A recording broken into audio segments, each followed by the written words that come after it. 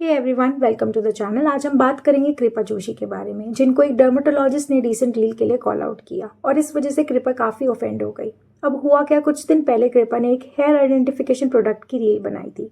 Comments में लोगों ने ये कहा, क्या ये प्रोडक्ट सच में ज़रूरी है, क्या पॉइंट है, तुम सिंपली अपने फेस को शेव कर सकते हो बिना ऐसे प्रोडक्ट यूज़ किए। और कुछ लोगों ने ये भी कहा कि अगर बाल वैसे भी दिख नहीं रहे तो शेव करने की ज़रूरत ही क्या है, तुम पाउडर लगा के भी बाल देख सकते हो।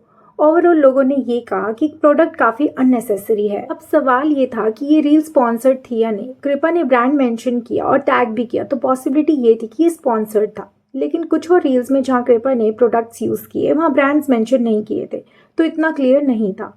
लेकिन बात बेसिक सी है, अगर फेस पे बाल आइडेंटिफाई करने हैं तो एक नॉर्मल पाउडर लगाने के बाद भी देख सकते हो। इस प्रोडक्ट की लेने की ज़रूरत नहीं है। फिर डर्मेटोलॉजिस्ट जिनका नाम डॉक्टर मानी है, उन्होंने इस प्रोडक्ट पे अपनी रील बनाई और अपना ओपिनियन दिया। काफ़ी डिसेंट तरीके से उन्होंने बोला, Here I go. I can literally see each and everything. Honestly, I don't think this is a good idea at all.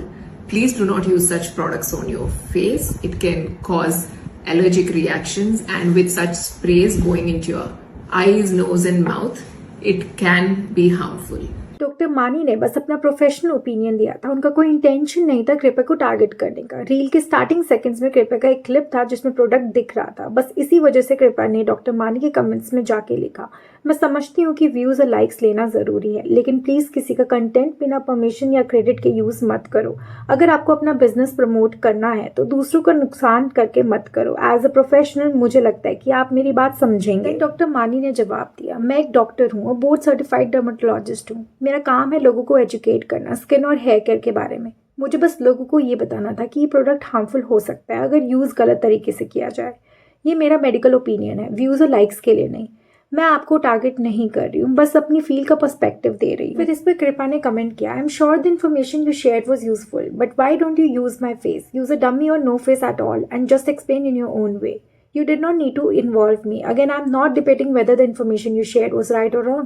The issue is using my likeness for your business advertisement without any concern. इसके बाद से audience ने भी कृपा को comments में point out करना शुरू कर दिया। लोगों ने कहा, कृपा आप खुद भी रील्स में क्रेडिट नहीं देती, ये कॉमन प्रैक्टिस है और इसमें ऑफेंड होने की ज़रूरत नहीं है।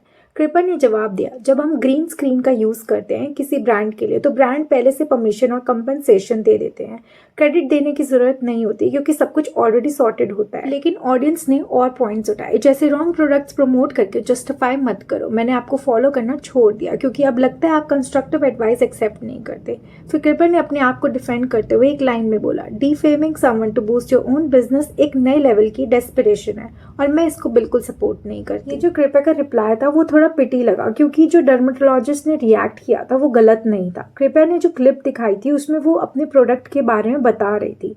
कृपा ने उसे रिएक्ट किया था और उनको एक्यूज किया था कि उन्होंने उनकी परमिशन लिए बिना क्लिप को यूज़ किया, लेकिन वो अपनी वीडियोज़ में प्रॉपर मैसेज नहीं दे पा रही थी।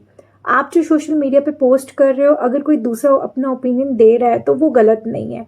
एक पॉइंट पे कृपया भी गिल्टी थी क्योंकि उसकी वीडियोस में लोगों को भी एडवाइस दी गई थी। कृपया भी थोड़ा स्मॉल माइंडेड लग रही थी जब उन्होंने बोला कि दूसरों का अप्रूवल चाहिए। हर इन्फ्लुएंसर का गोल यही होता है, व्यूज और लाइक्स। इवन कृपया भी यही करती है। ये प्रोडक्ट जो उसने प्रमोट किया वो भी थोड़ा सा अननेसेसरी और व्यूज के लिए था। और जब कृपया ने ये लाइन लिखा है, no for likes and views you have to do this, तो वो सब लोग कर रहे हैं। हर इन्फ्लुएंसर का पर्पस यही होता है सोशल मीडिया पे ग्रो करना, और कृपया भी वही कर रही है।